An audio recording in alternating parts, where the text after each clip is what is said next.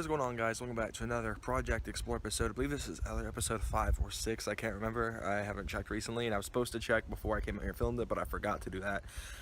But yeah, so I got a lot of stuff going on with this thing the next few weeks to months to however long. It's going to be really sick, and I'm not telling you guys jack squat because I want it to be a massive surprise. It's going to be so sick. I'm like super excited about it. I've got a lot of stuff that I talked about in the past that is planned that we'll be following through. Of course, the plan for the MagnaFlow is still completely 100% green. We'll be doing the MagnaFlow here soon. I got to get it ordered still. I've got to wait on my mom and them to be like, hey, let's order that muffler you've been waiting on forever now. I'm like, all right, cool. Really nice Silverado just came by. But yeah, I got a lot of stuff planned for this thing, and I want to talk more about kind of stuff I'd wish I could put on this truck. And I say I wish because, as you all know, I don't have a job. I basically do YouTube as a hobby, and I never really got into working because, well, I don't know, I just never did. So I got a lot of stuff planned. I'm going to talk about stuff I want to put on this truck, all sorts of stuff I want to get done to it. And it's not just mod plans per se, but it's more of like an in general thing. This truck needs kind of some video. So got my nice keys, lanyard, all that good stuff. I love the new lanyard. I don't even know what that was. It sounded really bad. Go ahead and pop the doors open. Another thing I really want to get done for starting off that list is keyless entry, because it's a pain in the absolute neck to get this thing popped open. So as you can see, it's quite dirty, inside and outside. It's a lot of dirt in the hood. You can easily see it in this light. So the first thing I wanted to talk about was repainting the truck. Now the paint on this truck has been absolutely destroyed by the previous owner, and I got the truck, it's got scratches all over the place, and it's had evidence of breaking in. I don't think I ever talked about it actually, but there's this seal right here. As you can see, it is quite ripped apart, and that's not from when I locked myself out like 3 months ago. That was yeah, we used a gap like right here to do it, and I don't think this has anything to do with it. It's a dent in the door, nothing major. But someone obviously tried to break into it with like a crowbar or a knife or something like that, and punctured these seals here, so it gets a crap ton of wind noise when you're at speed. Like, for example, the one time I've actually driven it close to 60, I've never actually touched 60 still. It just was like overbearingly loud wind noise. I mean, like, it was just ridiculous. So repainting the truck, getting this seal replaced is one of the big things I want to do, because it did damage the door quite badly when the guy broke into it. As you can see right here, this is big, like, kind of dip in the door, tons of scratches all over the place. The thing is just destroyed. There's rust right here, rust here, and all sorts of other scuffs. And so repainting it is on the top of my list. Things I seriously want to get done, because there's also a giant scratch on the front fender, which I never show in the videos because it's ugly and I don't like looking at it. And there's a dent in the tailgate, which is kind of remnants of my collision back in August of last year. So there's a lot of stuff been going on with this thing. It definitely needs to be cleaned.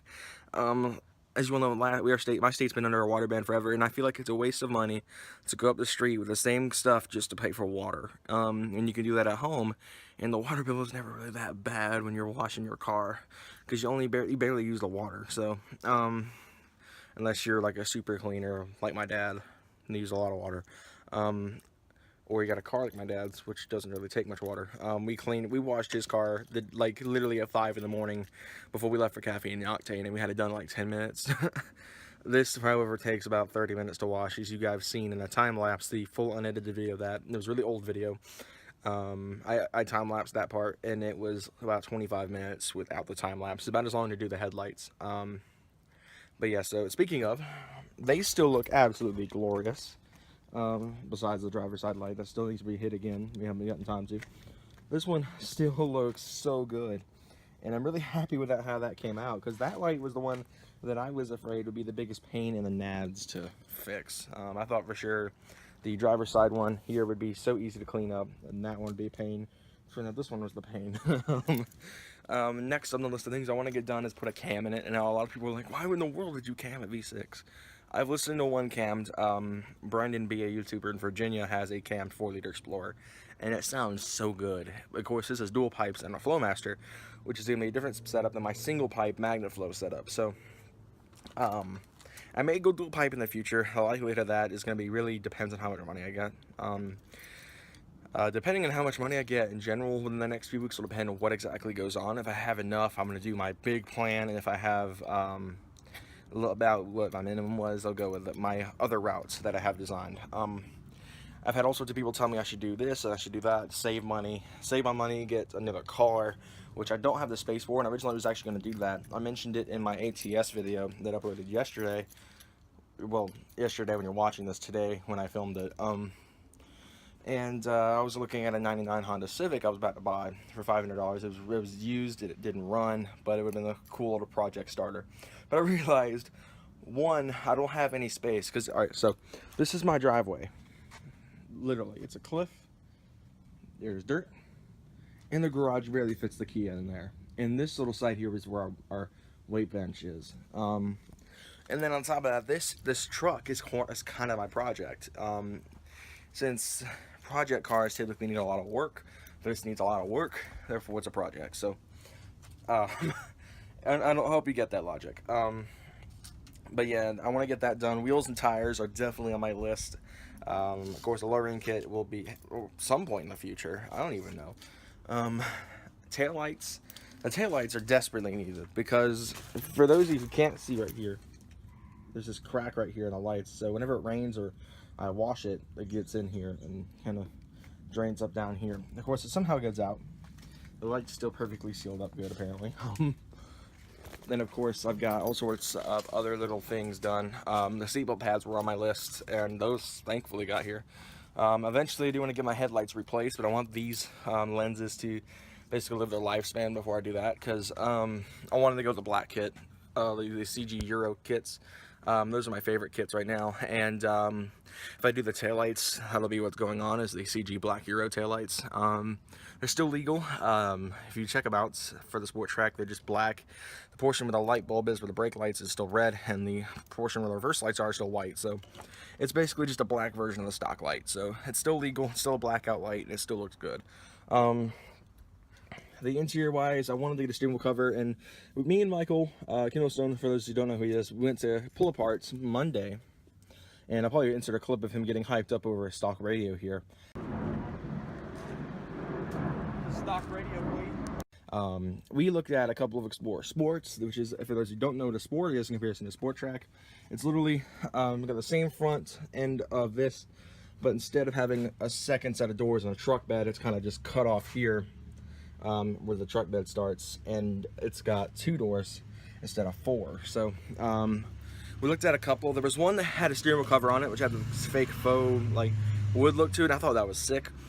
It was the wrong color, because the one we looked at had a beige interior. This, of course, has a gray and black interior. So when I say gray and black, I mean the only thing that's black is my steering wheel, for whatever reason. I guess it's an XLS thing. Of course, I wanted to get the HID fog lights, because this truck doesn't have fog lights. I want to get halos up front on the headlights. If I do the black kit, I will do the halos at the same time, probably. It'll cost me about $250, but it'll get the job done. And of course, I want to get all sorts of stuff done in the interior.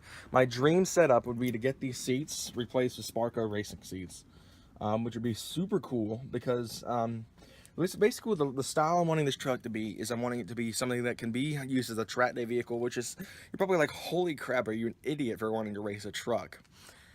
Anything is a race car if you have the balls to race it. That's one of the quotes I've lived up by. And I didn't really start thinking about it again until earlier this year, and I was like, I need to get another car, because I want to do track days, I want to do drift events, I want to do stuff like that in the future.